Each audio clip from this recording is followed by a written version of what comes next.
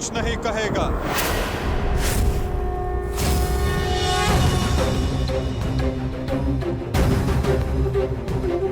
मेरा आप सबसे निवेदन है कि मेरे और दुर्योधन के मध्य में ना आए और साक्षी बने इस क्षण के। इसे भान नहीं कि ये क्या कर रहा है, जिसके जन्म के पश्चात जिसे बंदी गृह की बेड़ियां ना बांध सके, सैनिकों का पहरा ना रोक पाए, आज तुम उसे बांधने चले हो दुर्योधन। सामर्थ्य है तुम में तो बढ़ो आगे, हो सके तो साधो मुझे दुर्योधन, अपने इन श्रृंखलाओं में बांधने का प्रयास करो।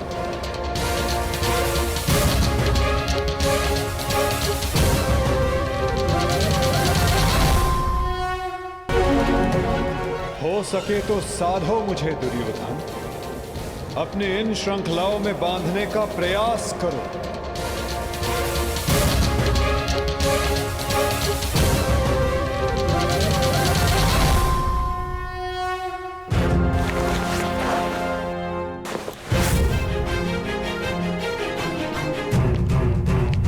उठो उस तेरे को।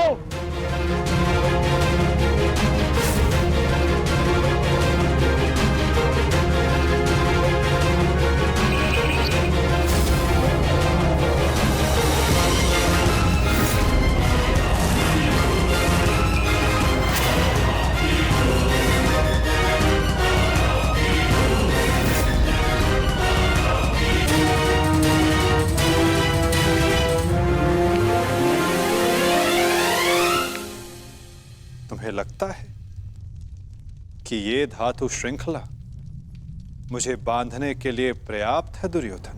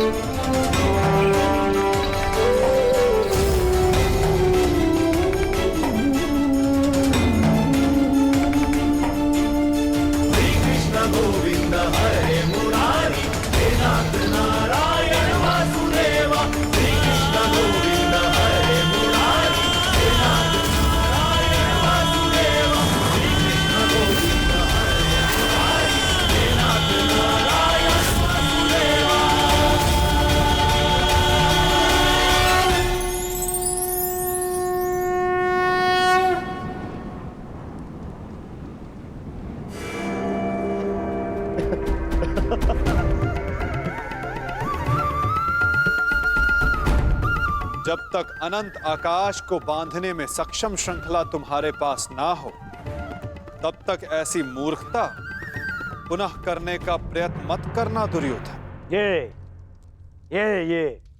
छल, ये माया, यही है ना तुम्हारे अस्त्र छलिए। परंतु मुझे तुमसे या तुम्हारे इस माया से डर नहीं लगता। हर लूंगा मैं तुम्हारे और उन पांडवों के प्राण।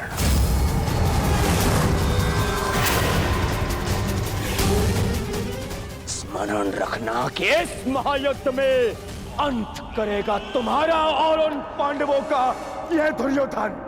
जो स्वयं मृत्यु के शिखर से गिरने वाला हो, उसे अपने अंत की चिंता करनी चाहिए मूर्ख दुर्योधन। जिस सत्य को, जिस भविष्य को मैं टालना चाहता था, उसे आज तुमने स्वयं आमंत्रण दे दिया। और सत्य ये कि इस महायुद्ध के अंत में तुम्हारे पापों और तुम्हारे पाप में भागीदार रहे प्रत्येक का अंत होगा। ये युद्ध अंत होगा।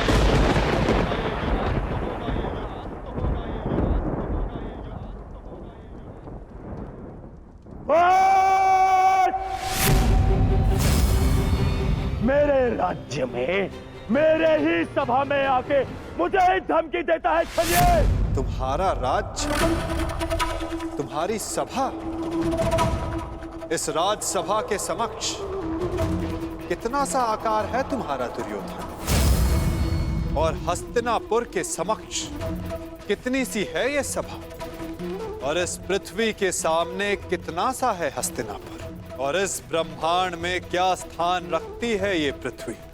यदि मनुष्य का अभिमान और दम उसके आकार से अधिक बड़ा हो जाए तो वही मनुष्य को स्वयं अपने बोझ से मार डालता है, और तुम्हारे अंत का कारण भी यही अभिमान होगा दुर्योधन, और तुम्हारा अंत भी तुम्हारे इसी अभिमान से होगा दुर्योधन।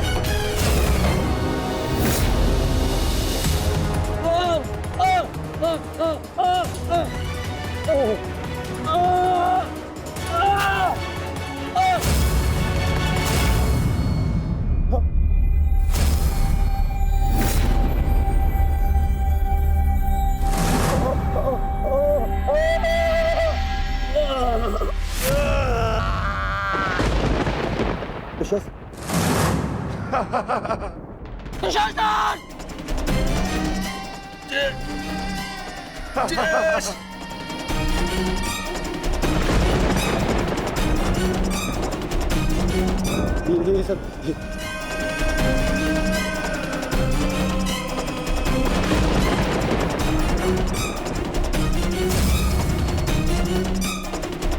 पितामह मेरे होने वाले मामा श्री क्या हो रहा है? मैं कहाँ हूँ? मित्र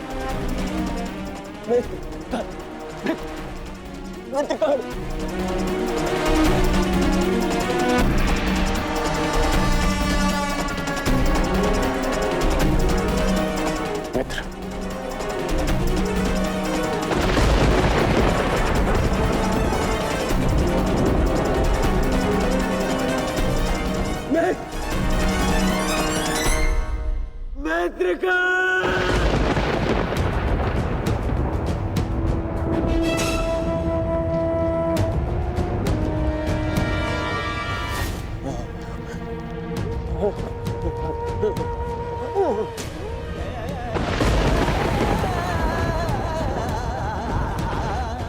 असंभव है ये, असंभव है ये। इसे तुमने ही तो संभव बनाया है दुर्योधन।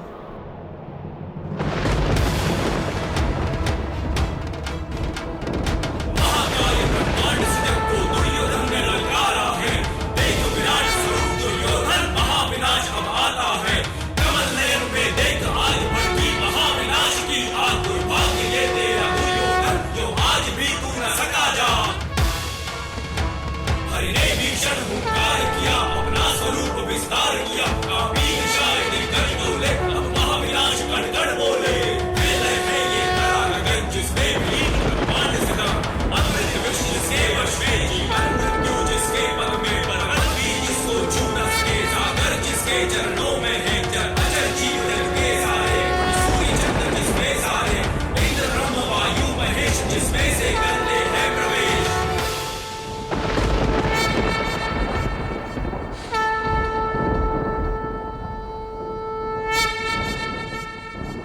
इस युद्ध के जन्मदाता तुम ही हो। ध्यान से देखो इसे, ये कुरुक्षेत्र है। ये तुम्हारे अहंकार का परिणाम है दुर्योधन। तुम्हारे छल का निष्कर्ष है ये तुम्हारे मद का, तुम्हारे कर्मों का फल है दुर्योधन। ये उस पाप का परिणाम है दुर्योधन जो भरी सभा में याज्ञसेनी के साथ हुआ। ये उस श्राप का परिणाम है जो पांचाली के धधकते हृदय से निकला। देखो मूर्ख, मृत्यु तुम्हें पराजित कर चुकी है और तुम विजय का स्वप्न देख रहे हो।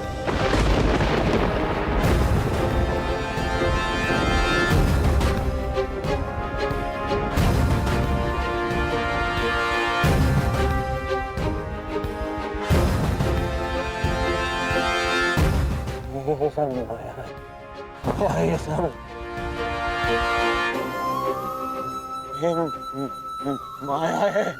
माया नहीं दुर्योधन, तुम्हारे कर्मों की छाया है ये। यही तुम्हारा भविष्य है, यही तुम्हारा प्रारब्ध, यही अंत है कुरुवंश का। युद्ध की चाह थी ना तुम्हें, महाविनाश देखने की इच्छा थी तुम्हें। ठीक है, युद्ध मिलेगा तुम्हें, महाविनाश देखोगे तुम। तुमसे पहले भी बहुत अहंकारी आए और उनका भी अंत मैंने इसी प्रकार किया। मनुष्य क्या, मैं तो सौर मंडल का सृजन और विनाश करता हूं। देखना चाहोगे तो देखो।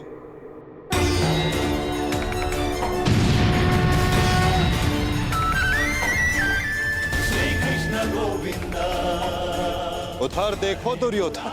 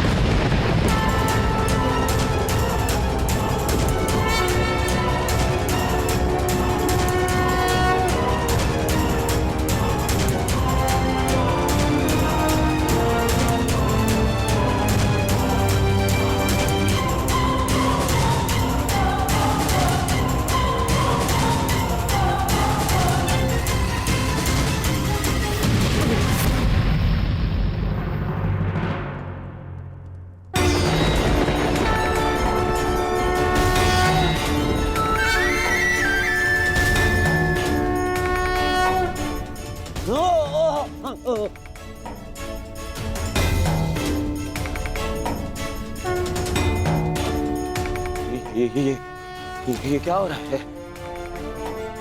नहीं, ये सब मिथ्या है। ये मिथ्या है। ये मिथ्या तुम्हारा अहंकार है दुर्योधन। मिथ्या ये सभा है। सत्य तो वो है जो तुम कभी समझ ही नहीं पाए। वो सत्य जो मैंने अभी तुम्हें दिखाया।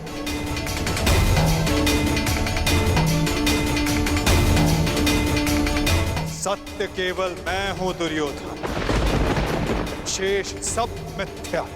ये सब माया है। तुम साधारण मनुष्य हो और कुछ नहीं हो। आश्चर्य है, परंतु इसमें तुम्हारा क्या दोष? जब मनुष्य में अहंकार तो वो सत्य केवल आकार से पहचानता है। तो आकार देखो दुर्योधन।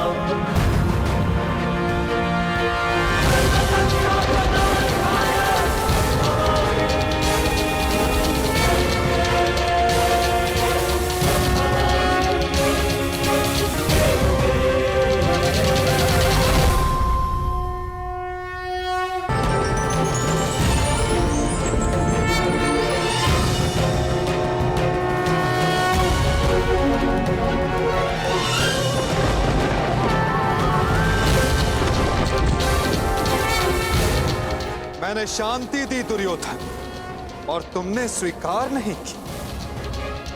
मैंने मैत्री दी परंतु अपने अहंकार के आगे तुम्हें मैत्री का मूल्य समझ नहीं आया।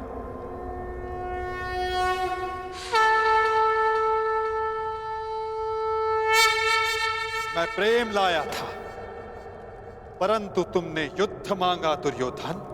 तो सुनो, अब युद्ध होगा।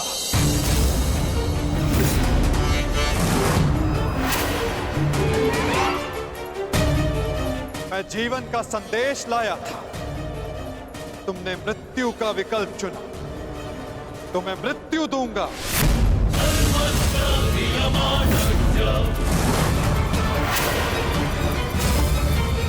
तुम्हें अनुमान नहीं दुर्योधन कि यह युद्ध कितना भयंकर होगा।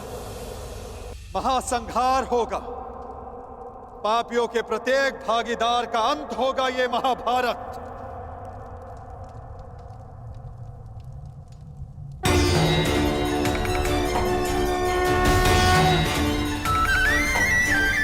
श्री कृष्ण गोविंद हरे मुरारी हे नाथ नारायण वासुदेवा।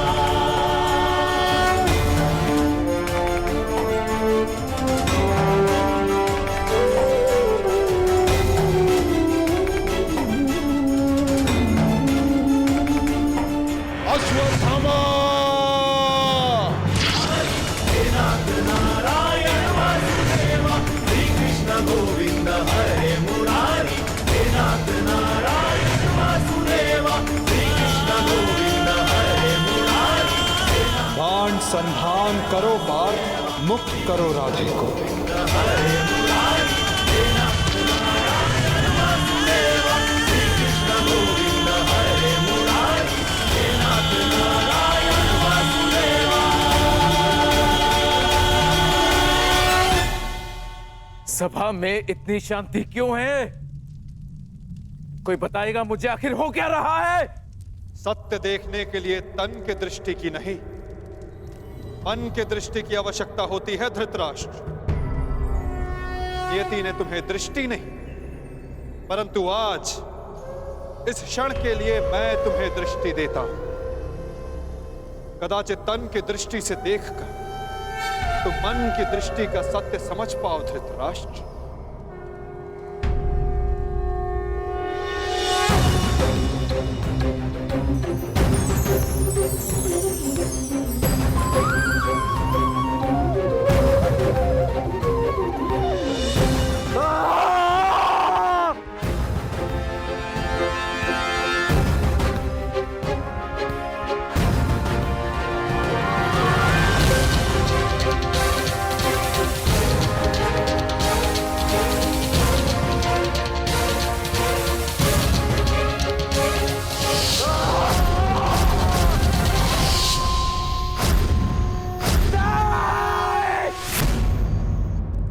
नहीं चाहिए ये दृष्टि मुझे, वापस ले लो। ये क्या अनर्थ दिखा दिया मुझे। वासुदेव ले लो, वापस ले लो।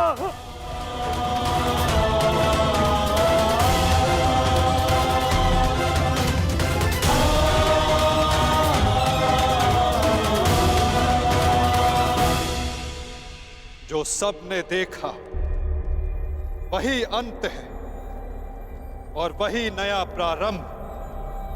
परंतु ये आप सबको स्मरण तब होगा जब ये वास्तविक में आप सबके साथ घटित होगा।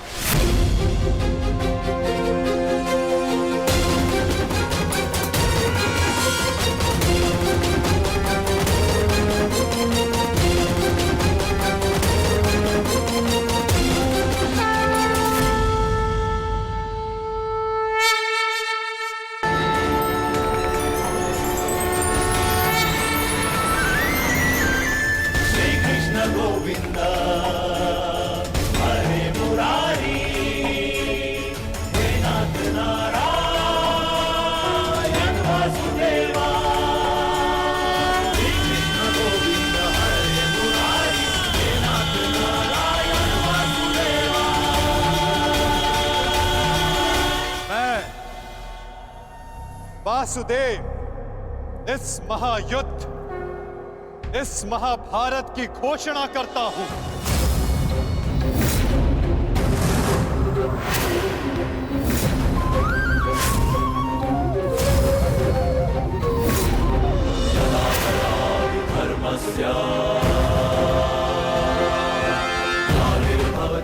स्मरण रखना दुर्योधन,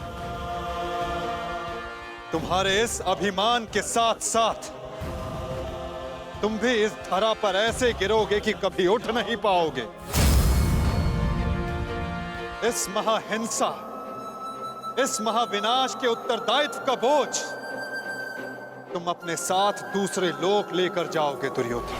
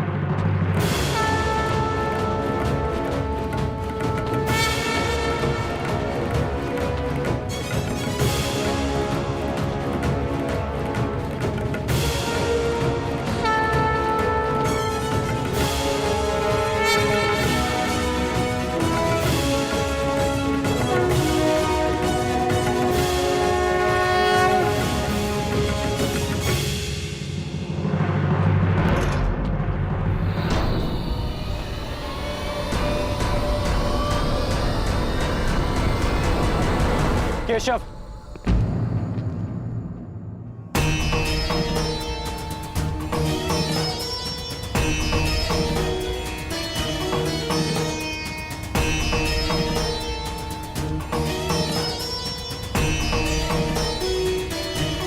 मुझे सदा से भान था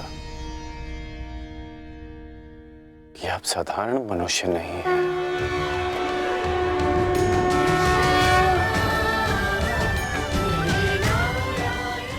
परंतु आज जो मैंने देखा उसके पश्चात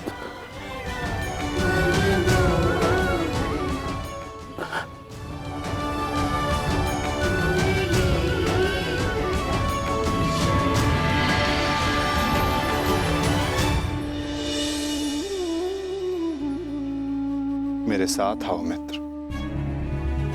ये स्थान अब वार्ता करने के लिए उचित नहीं रहा। यहां शब्दों का कोई मोल नहीं। यहां शब्द केवल सुने जाते, समझे नहीं जाते। आओ मेरे साथ।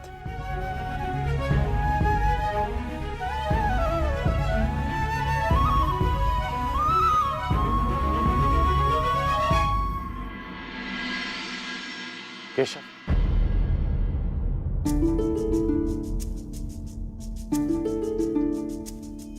शांति न्याय एक बार आप मेरे सारथी बने थे, आज ये गौरव मुझे दीजिए केशव। बुद्धि कर सारथी के रूप में पाकर गौरवान्वित तो मैं हो जाऊंगा मित्र। कृष्णा कहो या कर्ण कहो, है दोनों एक समान। ठीक है। कृष्णा कहो या कर्ण कहो, है दोनों एक समान।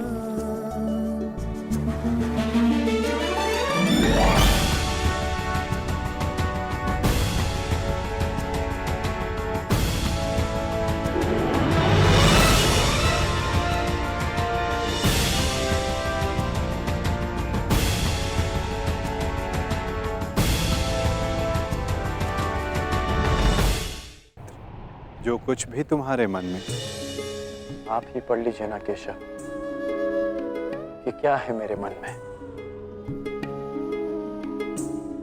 मैं तुम्हारा मन पढ़ सकता हूं मित्र, परंतु जैसे कि मैंने पहले भी कहा था, मुझे तुम्हारे मुख से सुनना अच्छा लगता है। अब कह भी दो मित्र, क्या है तुम्हारे मन में? इस समय जो मेरे मन में चल रहा है वो ये है कि आपने मुझे पांडवों के पक्ष में आने का प्रस्ताव दिया था। हाँ, और तुमने उस प्रस्ताव को अस्वीकार कर दिया था। हाँ, परंतु मैंने कभी नहीं सोचा था कि मेरा ये निर्णय मुझे आपके विपक्ष में खड़ा कर देगा केशव। आपको तो युद्ध का परिणाम पता है ना केशव। किसी अनहोनी के होने से पहले उसका ज्ञात हो जाना, क्या वो आपको पीड़ा नहीं देता केशव? मनुष्य संतोष से इसलिए जीता है क्योंकि वो नहीं जानता कि अगले पल क्या होने वाला है। वो नहीं जानता कि वो जीवित रहेगा या वो मर जाएगा। परंतु यदि उसे ज्ञात हो जाए कि अगले पल क्या होगा या वो कब मर जाएगा, तो आपको नहीं लगता कि उसके आने वाले पल भय और चिंता में बीतेंगे?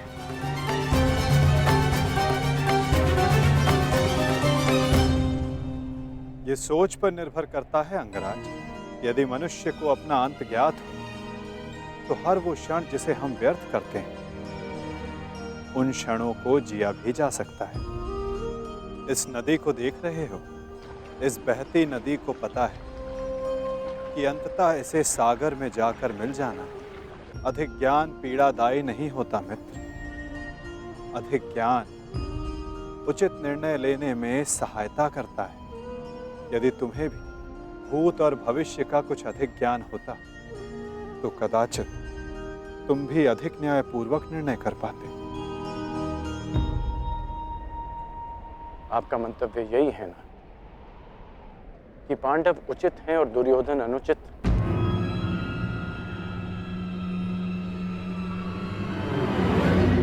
क्षमा कीजिएगा, परंतु मैं आपकी इस बात से सहमत नहीं हूं।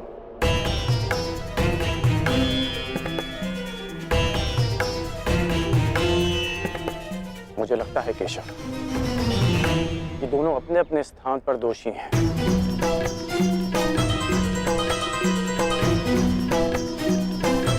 और इसी कारण से दोनों अपनी अपनी दृष्टि में निर्दोष और सही हैं। यदि दोनों ही दोषी हैं, तो तुम निष्पक्ष क्यों नहीं हो जाते मित्र? क्योंकि मुझे लगता है कि दुर्योधन युधिष्ठिर से कहीं अधिक सक्षम शासक सिद्ध होगा। इतने अधर्म करने के पश्चात भी? हाँ, क्योंकि वो युधिष्ठिर की भांति धर्मराज होने का ढोंग नहीं करता। आप ही बताइए केशव कि जिसने स्वयं की पत्नी को दांव पर लगा दिया हो, जिसने द्यूत के कुचक्र से निकलकर स्वयं को द्यूत में फिर से फंसा लिया हो, वो कैसा धर्मराज?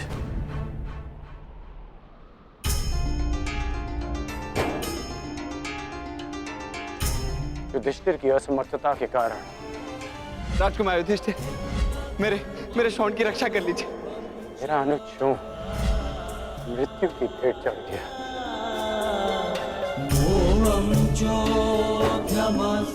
जब मुझे सूत पुत्र कहकर रंगभूमि की स्पर्धा में भाग लेने के लिए अयोग्य घोषित कर दिया गया था, राजकुमार के साथ द्वंद्व की अनुमति एक सूत पुत्र को नहीं दी जा सकती।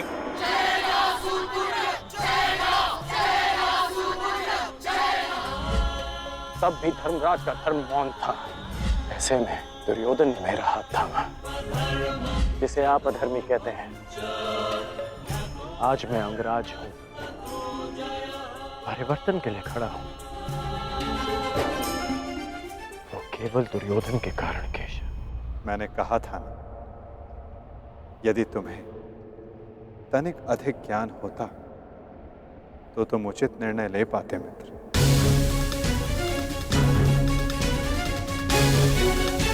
मैं समझा नहीं। तुम सदा स्वयं को सूत पुत्र समझते आए होकर, और यदि तुम्हारा ये ज्ञान मिथ्या हुआ तो? मिथ्या? हाँ कर, क्योंकि तुम्हें तो पता ही नहीं कि तुम वास्तव में हो कौन। मुझे ज्ञात है कि मैं कौन हूं, और मुझे गर्व है कि मैं अधिरथ पुत्र कर्ण हूं, राधे पुत्र कर्ण हूं, सूत पुत्र कर्ण हूं।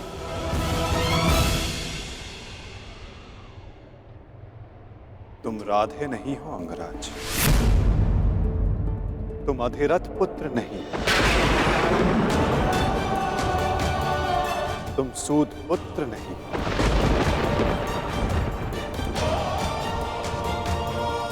तुमने कभी ये नहीं सोचा कर्ण कि एक सूत पुत्र के शरीर पर दिव्य स्वर्ण से मढ़ित कवच और कुंडल क्यों है?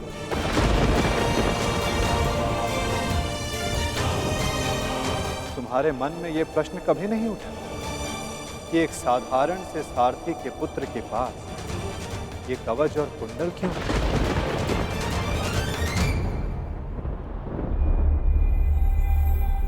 क्या तुम ये सोचकर कभी व्याकुल नहीं होते कर्ण कि तुम शेष से इतने भिन्न क्यों हो? तुम सूर्य पुत्र कर्ण, सूर्य पुत्र कर्ण, सूर्य पुत्र कर्ण, सूर्य पुत्र कर्ण।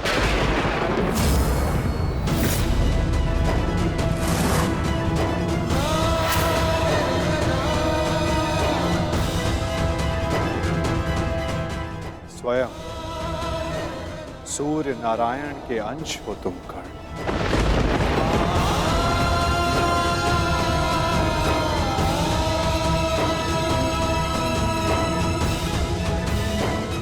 यह सत्य है, मेरे पिता अधिरथ हैं, और मेरी माता राधा। सत्य से भागो मत कर्ण, और सत्य यही है कि अधिरथ तुम्हारे पालक पिता हैं। तुम उन्हें गंगा किनारे मिले थे, कभी सोचा नहीं कि क्यों सूर्य का तेज तुम्हारे मुखमंडल पर रहता है?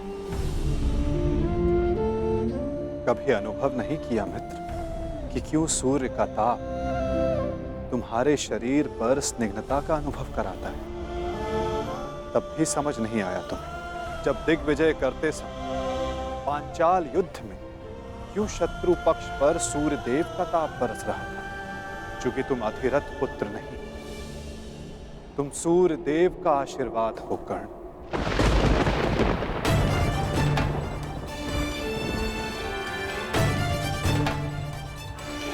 यदि मैं पिताश्री को गंगा किनारे मिला था तो मेरी माता को कर्ण, अपनी माता से बहुत पहले से भेंट करते आ रहे हो तुम कर्ण, क्योंकि रक्त सदा रक्त का सम्मान करता है। कभी सोचा है कि वो कौन है जिनके समक्ष आते ही तुम्हारी दृष्टि उनके पांव की ओर चली जाती है? वो कौन है जिनसे हर युद्ध से पूर्व उनका आशीष लेने का तुम्हारा मन करता है? कौन है कर्ण जो सदा तुम्हें अपने पुत्रों के समान प्रेम करती है? वो कौन है जिनकी आंखें तुम्हें देखते ही भर आती हैं? अर्जुन से द्वंद्व होने के पश्चात भी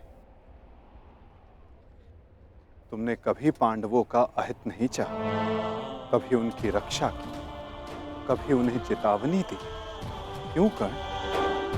इसलिए नहीं कि तुम न्याय चाहते थे, अपितु इसलिए कि तुम्हारी धमनियों में बहता हुआ रक्त तुम्हें पुकार रहा था।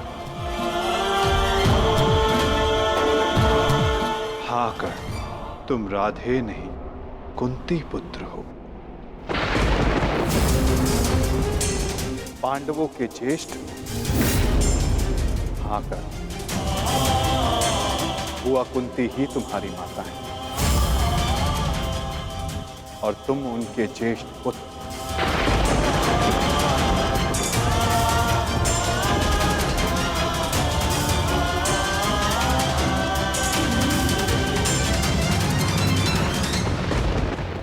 ये सत्य नहीं है।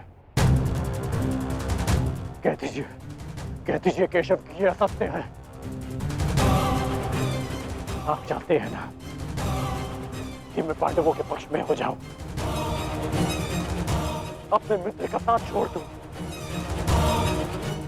इसलिए आप मेरे साथ छल कर रहे हैं। हाँ, आप छल कर रहे हैं मेरे साथ। यदि मेरा कथन तुम्हें छल लगता है मित्र, तो जाओ स्वयं उनसे जाकर पूछो जिनके नाम से तुम संसार को अपना परिचय देते। भद्र अधिरथ और देवी राधा से जाकर पूछ लो।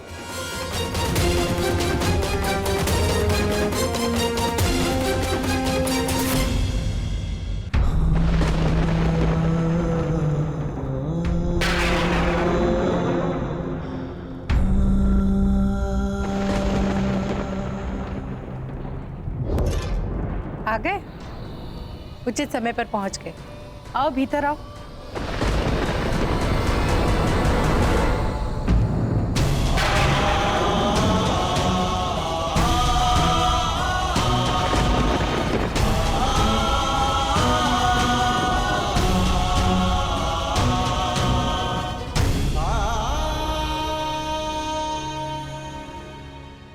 क्या हुआ पुत्र?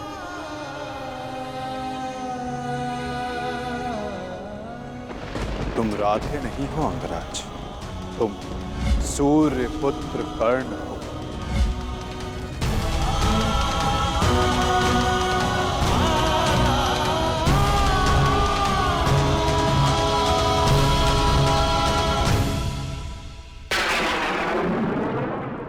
एक बार फिर से पुत्र कहकर पुकारिए ना। पुत्र?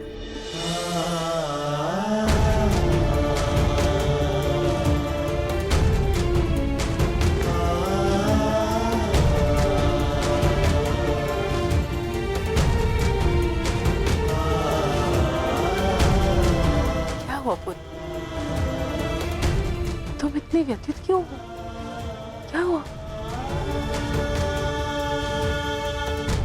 मैं व्यथित था अपने ही माता।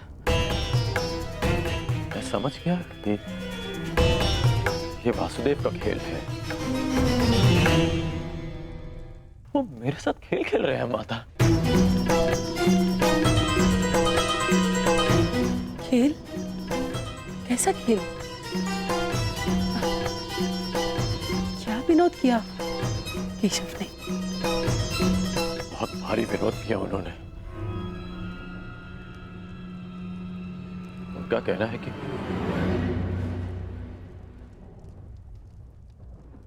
आप दोनों मेरे बालक माता पिता हैं।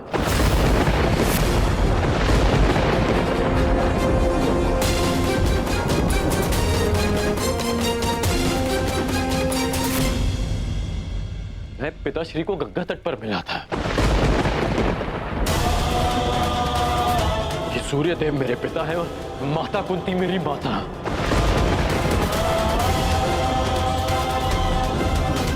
परंतु मुझे विश्वास है कि यह सत्य है।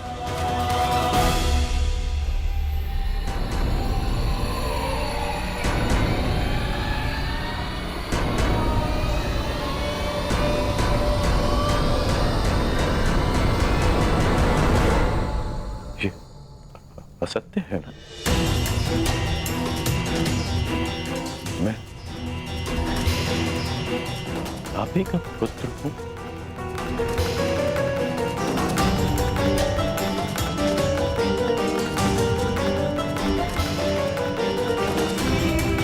मैं आप ही का पुत्र हूं ना?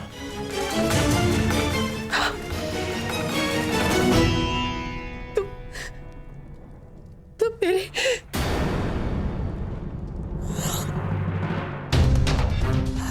क्या हुआ माता?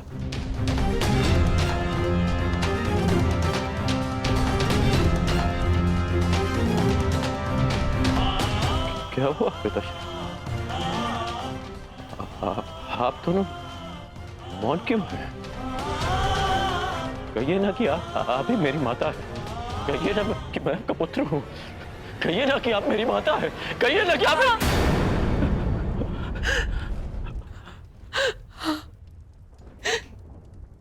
मैं तुम्हारी माता हूँ।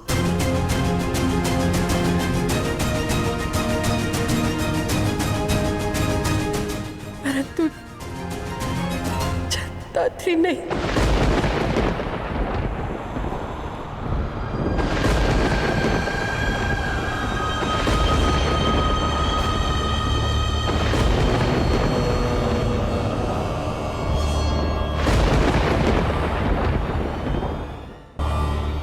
मैंने तुम्हें जन्म नहीं दिया।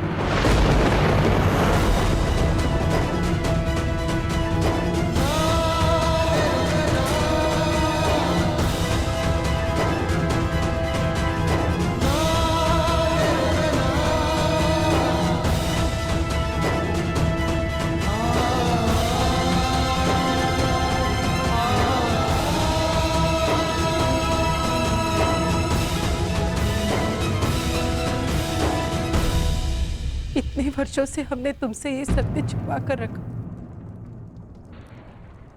कि देवी कुंती तुम्हारी माता है। इसी कारण हम न तुम्हें धनुर्विद्या सीखने देना चाहते थे और न रणभूमि में जाने देना चाहते थे, क्योंकि देवी कुंती तुम्हारी जन्मदात्री है। केशव ने तुमसे कदाचित असत्य नहीं कहा। तुम मेरे पुत्र नहीं।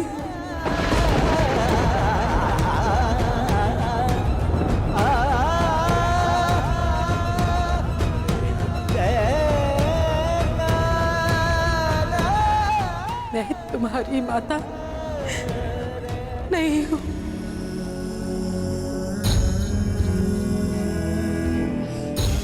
आप असत्य कह रही हैं कि आप मेरी माता नहीं हैं। यदि ऐसा होता तो क्यों बचपन में जब मुझे भूख लगती थी तब आपको स्वयं ज्ञात हो जाता था? जब मुझे निद्रा आती थी तो कौन मुझे अपनी गोद में सुलाता था?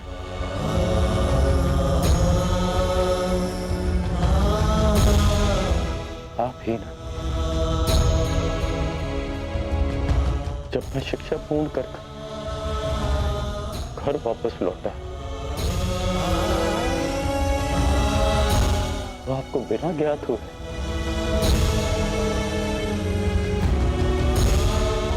कैसे पता चल गया कि मैं आ गया और आपने अधिक भोजन बनाया?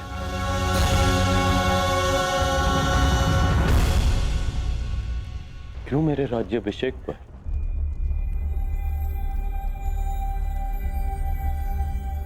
पिताश्री के शपथ देने के पश्चात भी अब मुझे छुप कर देखने आई थी? जब मैं अंग जा रहा था तब क्यों मुझे परिवर्तन का आशीष दिया?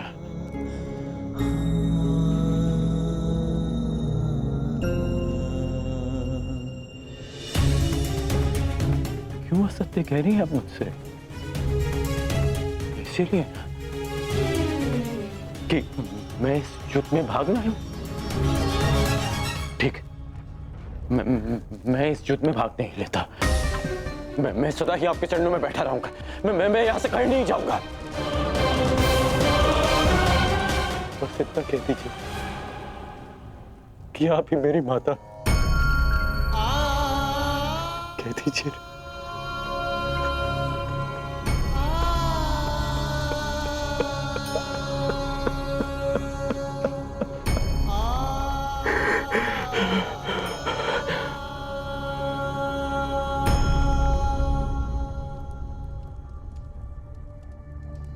आपके अश्रुओं ने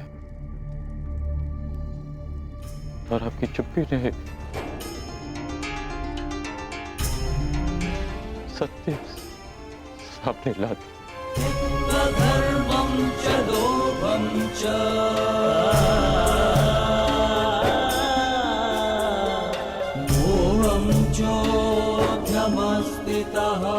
धन्य है आप तुम।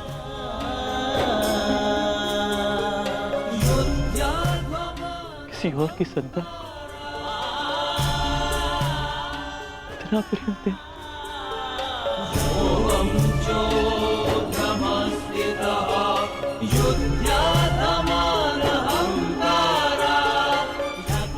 मैं आपका ऋण कभी नहीं उतार पाऊंगा।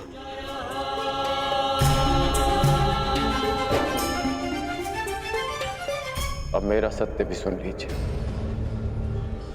मैं सदा प्राधिकरण ही कहलाऊंगा।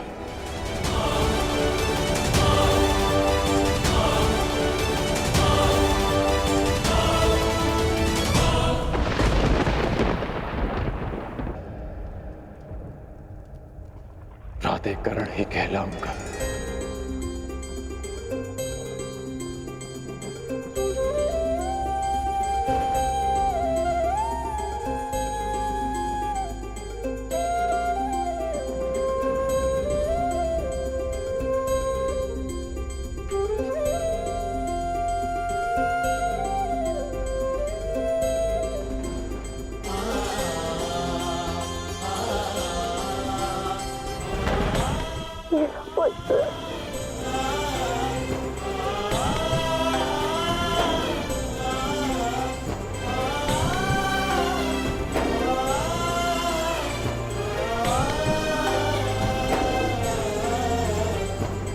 कहाँ जा रहे हो पुत्र?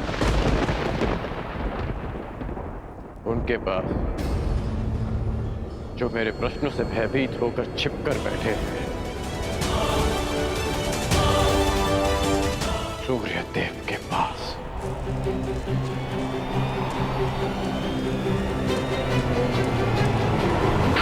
मेघों के आवरण से बाहर निकलिए सूर्य देव। अब आप मुझसे और नहीं छिप सकते। मेरे समक्ष आइए सूर्य देव। जीवन के आरंभ से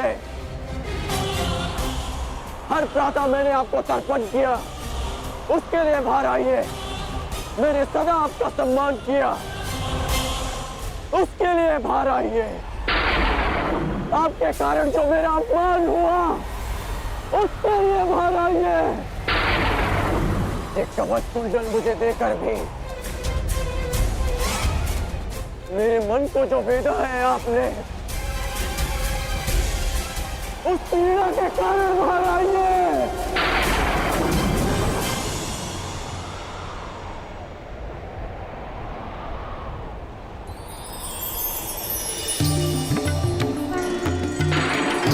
शहरवि सम्प्राप्तः भास्करो लोकपाल। पुत्र कर्ण,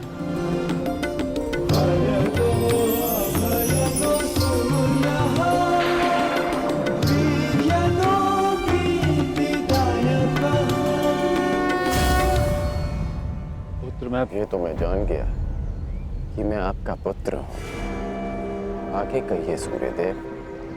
पुत्र मैं विवश था, तुम्हारे जन्म के लिए भी और तुम्हारी पहचान छिपाने के लिए भी।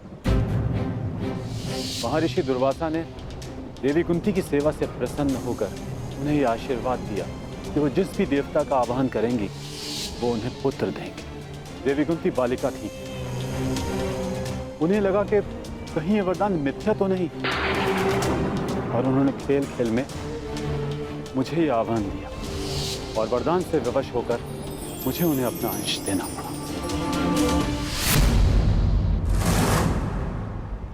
विवश थे आप? कि आज विवश नहीं है? माता कुंती को मुझे अपनाने में समाज का भय था, परंतु आपको किस बात का भय था? आपने मुझे सच्चे क्यों नहीं बताया? संसार भर को प्रकाश देने वाले ने अपने ही अंश को अंधकार में रखा। क्यों? जब संसार मुझे सूत पुत्र कहकर नीचा दिखाता रहा, तब आपकी दृष्टि क्यों नहीं झुकी? जब सब मुझसे मेरा अधिकार छीनते रहे, तब आपके अहंकार को ठेस क्यों नहीं पहुंची? क्यों तब तक आप मेरी प्रतीक्षा करते रहे, जब तक मुझे स्वयं ज्ञात नहीं हो गया कि मैं आपका पुत्र हूं? क्यों मुझसे सत्य को दूर रखा आपने? क्यों? मैं मानता हूं कि मैंने तुम्हें सत्य से दूर रखा, परंतु मैं सदैव तुम्हारे साथ था। मैं नहीं चाहता था कि समाज को इस बात का ज्ञान हो। मैंने तुम्हें ये कवच और कुंडल इसलिए दिए ताकि तुम अपने हृदय को और भी अधिक बलशाली बना सको। तुम्हें समाज की कठोरता को सहने की शक्ति मिले। मुझे क्षमा कर दो। आपके अश्रु मुझे सांत्वना नहीं दे रहे, अपितु भान करा रहे हैं कि मैं आपके लिए केवल एक फूल के अतिरिक्त और कुछ नहीं था।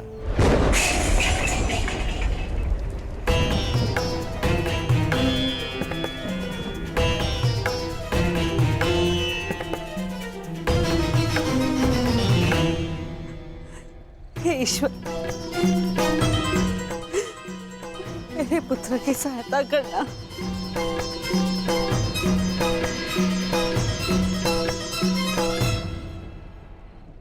जो स्वयं की सहायता करना जानते हैं, ईश्वर भी उन्हीं की सहायता करते हैं बुआ।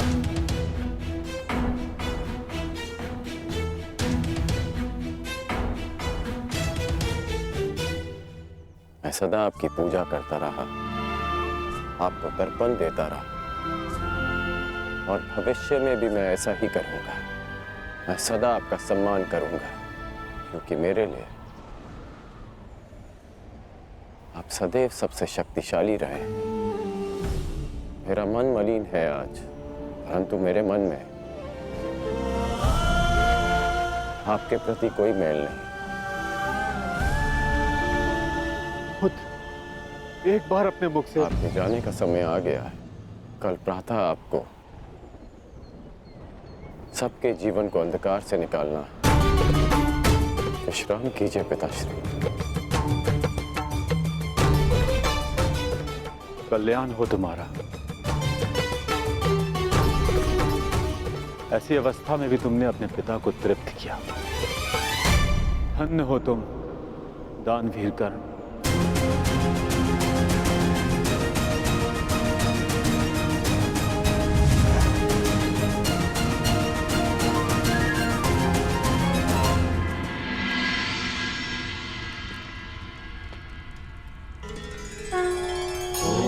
अब आप और कितना व्यथित रहेंगी बुआ?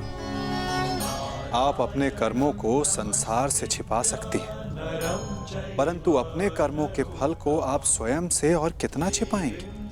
अपने कर्मों का सामना प्रत्येक को एक ना एक दिन करना ही पड़ता है बुआ। परंतु उसका सामना कैसे करूंगी? क्या कहूंगी उसे इसके समक्ष आकर?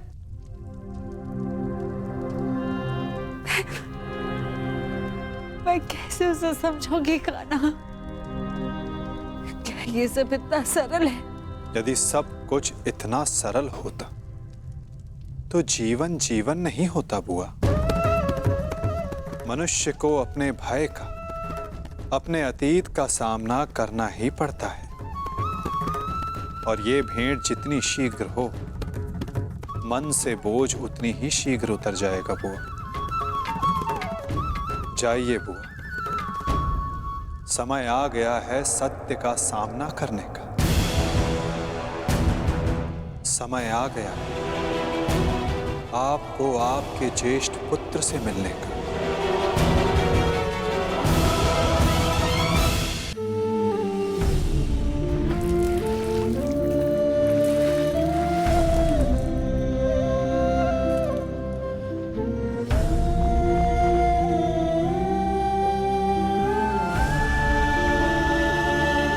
दान चाहिए पुत्र, दोगे?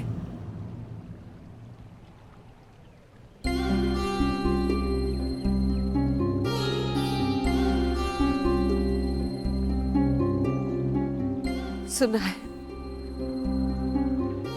प्रातःकाल सूर्य को अर्घ देते समय यदि तुमसे कोई कुछ भी मांगे तो तुम कभी मना नहीं करते, उसकी इच्छा पूरी करते हो। इसलिए मैं भी कुछ मांगने तुम्हारे समक्ष आई हूं। क्या इस दुर्भाग्यशाली माता को क्षमा दान दे पाओगे पुत्र?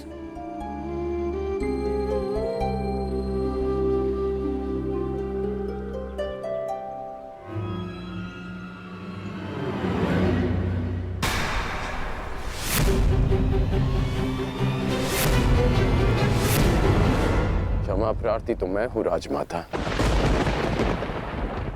राजमाता, ऐसा मत कहो पुत्र। क्यों? क्या अनुचित कह दिया मैंने? ये कि सत्य जानने के पश्चात भी मैं आपको राजमाता क्यों कह रहा हूं? मैं आपके गले क्यों नहीं लग रहा हूं? आपके चरण स्पर्श कर आपको माता और जननी क्यों नहीं पुकार रहा हूं? कहिए, क्या अनुचित कर रहा हूं मैं राजमाता? मैं आपको माता कहकर इसलिए नहीं पुकार रहा क्योंकि यह आपका कर्म फल है। आपने भी तो इसी भांति वर्षों तक ऐसा ही व्यवहार किया मेरे साथ, आशीष दिया, परंतु कभी अपना पुत्र कहकर नहीं पुकारा, अश्रु बहाए, परंतु कभी मुझे गले से नहीं लगाया, कभी मुझे ममता नहीं थी। और आज वही माता मेरे समक्ष प्रेम जताने के लिए आ गई है। अधिकार का भाव कर्तव्य पूर्ण करने से मिलता है। आपने अपना कर्तव्य कभी पूर्ण नहीं किया, आज अधिकार जताने क्यों आ गई? मुझ पर आरोप लगाने से पूर्व मेरी व्याथा तो सुन लो पुत्र। मैं विवश थी जब तुम्हारा जन्म हुआ, मैं अविवाहित थी पुत्र। क्या करती मैं? मुझे तुम